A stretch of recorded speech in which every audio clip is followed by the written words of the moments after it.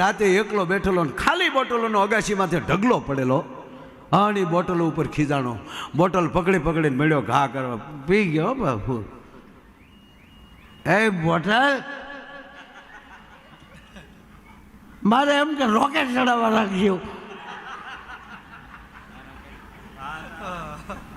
પણ તે તો મને ચડાવી દીધો. હાવ રોકેટ શું થઈ ગયું, મને ઉડાડી નાખ્યો આખો છે.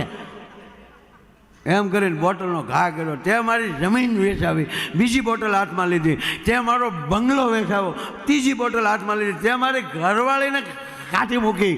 એમાં બોટલ ભરી આવી ગઈ હાથમાં, આખી બોટલો.